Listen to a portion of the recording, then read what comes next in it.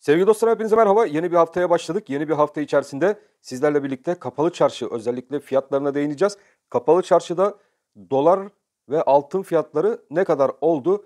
Bunun oluş sebepleri ve bunun kurlar üzerindeki etkilerini sizlerle birlikte bu video içerisinde değerlendirmeye ve tahminlerde bulunmaya çalışacağız. Doları konuşacağız, altını konuşacağız, gümüşü konuşacağız. Gene ilginç bir video olacağı düşüncesindeyim.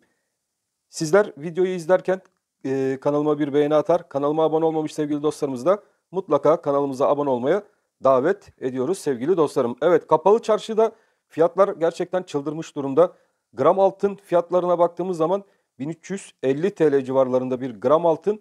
Dolar Türk lirası tarafına baktığımız zaman da arkadaşlar 20 lira 60 kuruş civarlarında fiyatlayan bir dolar kuru kapalı çarşı piyasasında görüyoruz. Tabii bunun en büyük etkenlerinden biri arkadaşlar makasların çok açık olması. Yani bankalar arasındaki makaslar çok fazla olduğu için ve bankadan dolar kullanmak isteyen yatırımcıların dolara ulaşmasının zorluğundan kaynaklı olarak da kapalı çarşı tarafına bir hücum başlamış durumda ve oradaki fiyatlar da arz ve talep dengesine dayalı olaraktan yukarı yönlü hareket ediyorlar. Bizler gene Türkiye ekonomisi tarafına baktığımız zaman dolardaki hareketliliğin Fed'in faiz kararları öncesinde arkadaşlar kapalı çarşı tarafında da yüksek seyretmesinden kaynaklı olarak da ve bu grafik üzerinde de sizlerin de görebileceği gibi 19 lira 50 kuruş seviyesine bend kurmuş bir Merkez Bankası'yla karşı karşıya duruyoruz. Bu da tabii bankalara yansımış durumda. Bankaların da makas aralıklarının fazla olması isteniyor. Böylelikle yatırımcıların dolara ulaşmasının önü bir miktarda olsa kesilmek isteniyor ve yatırımcıların, yeni gelecek yatırımcıların da kur korumalı TL mevduat hesabında veya borsa tarafında paralarını değerlendirmesi isteniyor. Ama borsa tarafına baktığımız zaman da arkadaşlar bir hacim ve yükseliş içerisine giremeyen bir borsayla karşı karşıyayız. O yüzden de yatırımcılar için şu an için borsa tarafı pek de cazip olarak görülmemekte ve talep olmamakta. Kur korumalı TL mevduat tarafına baktığımız zaman banka makas aralıklarından kaynaklı olarak kapalı çarşı fiyatlarındaki yüksek seviyeye rağmen bankaların düşük kurdan fiyat uygulaması, Merkez Bankası'nın da tabii ki düşük kurdan faiz uygulamasıyla birlikte kur korumalı tarafta bulunan yatırımcılar da şu an itibariyle arkadaşlar bir nebze de olsa zararlarını maalesef ki katlamış durumdalar. Çünkü paralarını orada kur korumalı tarafından çekmek isteseler makas farkından dolayı fark çok düşük olduğundan kaynaklı olarak gene zararda oldukları maalesef ki ortada bir durum. Bizler enflasyon ve faiz sarmalında arkadaşlar ilerlerken Arjantin tarafından biliyorsunuz Arjantin ekonomisi gene Türkiye ekonomisine çok yakın bir ekonomik seyir ve durum izleyen bir piyasa. Orada da Merkez Bankası'nın kuru biliyorsunuz yatay bir süreç içerisinde tutması oradaki gene kara borsada tabir ettiğimiz fiyatlamaların Arjantin'in kapalı çarşısında olan fiyatlarının da oldukça yükseldiği hatta pezonun değerinin dolar karşısında 2 kat düştüğünü de görüyoruz sevgili dostlarım. Yani bize çok benzer bir ekonomik tablo içerisinde olan Arjantin'de de durum çok fazla iç açıcı değil maalesef ki.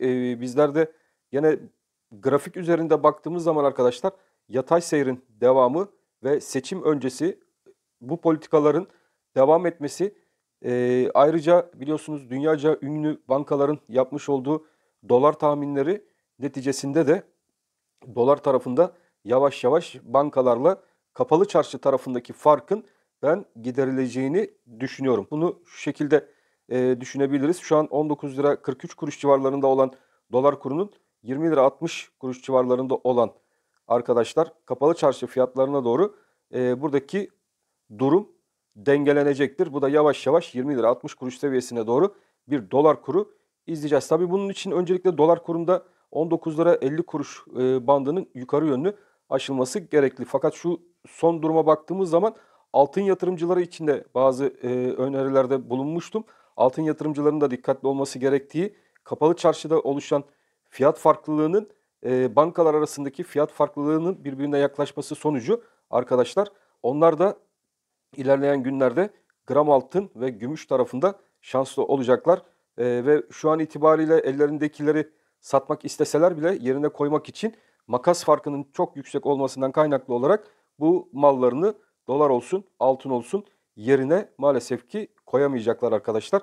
Bu da bir gerçek. Gene dünya üzerinde doların endeks bazında baktığımız zaman da arkadaşlar doların endeks bazında 101'li seviyelerde olması, fakat bizde gene Türkiye ekonomisi içerisinde dolar neden yükseliyor sorusunun cevabını da arayacak olursak, kısa vadeli yani ödenmesi gereken 196 milyar dolarlık iç borç, cari açık, ülkedeki yüksek enflasyon, bunların hepsi doların yükselmesinde etken olan büyük unsurlardan bazıları arkadaşlar.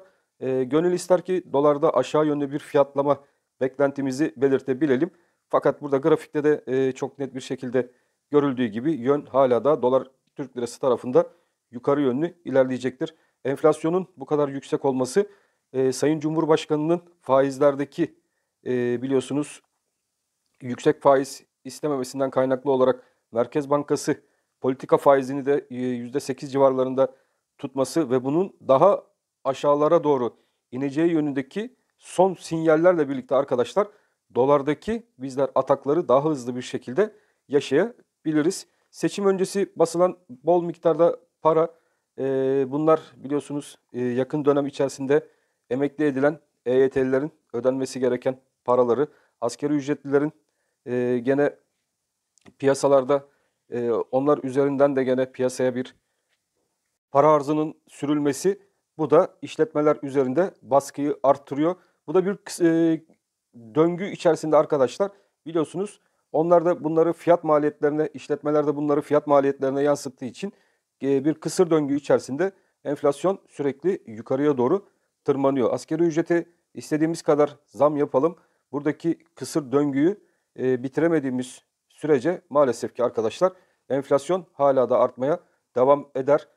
Dolar kuru üzerindeki baskılar devam ettiği sürece de ihracatçı ithalatçıyla yarışamaz duruma gelir ve bu da ilerleyen günlerde üretim üzerinde de büyük baskı oluşur ve zamanla arkadaşlar bizler daha yüksek miktarlarda bir enflasyonist baskı süreci içerisinde bu durumu sürdürülemez bir hale getiririz. O yüzden kapalı çarşı tarafında da görüyorsunuz Arjantin'deki örneği vermiştim.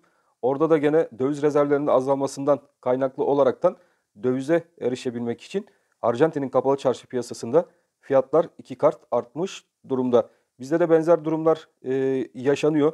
İnşallah bu durum içerisinden e, daha akılcı ekonomik politikalar kullanaraktan bir türlü çıkmayı başarırız. Eğer çıkmayı başaramazsak maalesef ki bizde de yön bu tarafa doğru şu an itibariyle gitmese de yön Arjantin örneğinde olduğu gibi yukarı yönlü devam eden bir dolar kuruyla karşı karşıya kalırız. Kapalı çarşıda şu an 20 lira 60 kuruş civarlarından fiyatlanan dolar kuru bankalar arası piyasada da her ne kadar grafik üzerinde görmesek de yalnız haftalık kapanışları görmüş durumda. Bu da ilerleyen süreç içerisinde bizi 21, 22, 24 ve 27 liralara doğru yukarı yönlü dolar ataklarıyla karşı karşıya bırakabilir. Dediğim gibi aylık kapanışlarda gene 22 lira 73 kuruş seviyelerinde eğer görürsek de 36 liralar civarına doğru dolar kurunda bizler bu atakları yukarı yönlü yaşayabiliriz sevgili dostlarım. Evet, altın turuna geçtiğimiz zaman altında özellikle gram altıncıların şanslı olacağıyla ilgili yorumum vardı. Bunu söylememdeki en büyük amaçlardan birisi arkadaşlar dolar kurundaki bu hareketlilik. Dolar kurundaki bu hareketlilik ons altın tarafında her ne kadar da geri çekilme görülse de arkadaşlar altın tarafına bunun yansıması o kadar da sert olmayacaktır şeklinde düşünüyorum. Ve kapalı çarşıda şu an itibariyle baktığınız zaman 1350 liralardan fiyatlanan bir gram altın izliyoruz. Fakat gene dediğim gibi bankalar üzerindeki piyasada baktığımız zaman da 1230 TL civarında bir gram altın fiyatlaması mevcut. Yani bu son videolarımızda da özellikle bunun üzerine değinmiştik. Eğer ki malımızı satarsak malımızı elimizden almaya çalışıyorlar ve bunu ucuz miktardan almaya çalışıyorlar. Şu an itibariyle 1230 liradan altınızı satsanız bile 1350 lira civarından altın almanız gerçekten zor. Yani bu miktara kadar piyasada bir altına ulaşabilmeniz şimdilik çok zor. Artık uzun vadeci yatırımcı olma zamanı arkadaşlar. Kısa vadelerde al-sat olayına girmek gerçekten çok riskli. Bu da zaman içerisinde 1230'lardan 1350'lere doğru gram altın dengelenecektir. Ben bunun dengeleyeceği yönündeki öngörülerim mevcut. Şu an itibariyle kurlar 1230 TL'yi bize gösterse de gerçekte realde 1350 liralar civarında bir gram altın fiyatlaması maalesef ki izliyoruz kapalı çarşı piyasasında. Gümüş tarafına baktığınız zaman da gümüşteki hareketler gene aynı gram altına benzer hareketler burada da yaşıyoruz arkadaşlar. Ve gram gümüş özellikle bizler bunun fiyatlamasını baktığımız zaman ons gümüş tarafındaki hareketliliğin de önemli olduğu 25 dolarlar civarlarında bir ons gümüş kapanışı gördük ve bunun gerçekten 24.80 civarına doğru bir retest yapma olasılığı var. Fakat buradan ben tekrardan bir geri dönüş, bir retest olayından sonra gümüşün de arkadaşlar 30 dolarlar seviyesine doğru yukarı yönlü hareketini devam ettireceğini düşünüyorum. Gram bazlı gümüş tarafına baktığınız zaman da buradaki fiyatlamanın 16 lira, 50, 17 lira, 30 kuruş kısadaki görmesi gerekli olduğunu düşündüğüm ana hedef bölgelerim var. Gümüşün gramında da bu bölgelere doğru hareketler olacağı düşüncesindeyim ve kanaatindeyim. Ve orada da şu an baktığınız zaman bir satış yapma olasılığının bir çılgınlıktan öteye gitmeyeceğini de söyleyebilirim sevgili dostlarım. Dikkatli olun. Ons dolar tarafına da bakalım hemen. Ons dolardaki son durum ne şekilde? Orada bizim takip ettiğimiz oluşum var. Bu oluşumun çalışması durumunda ons altında da sert yukarı yönlü hareketler beklentilerim dahilinde olacak. Belki de kısada bizler şuradaki 2070 ve 2100 dolarları şimdilik bekliyoruz. Fakat bu büyük alan, şuradaki büyük alanın fiyatlaması başladığı zaman da ons altın tarafında 2300-2400 dolarlar seviyesine doğru hızlı sert hareketler görülme olasılığı da oldukça fazla. Yani videomuz içerisinde sizlere anlatmak istediğim arkadaşlar şu an itibariyle çok farklı kur ve altın fiyatları piyasada dolaşmakta. Akıllı olmakta fayda var. Paramızı ve yatırımımızı korumakta fayda var.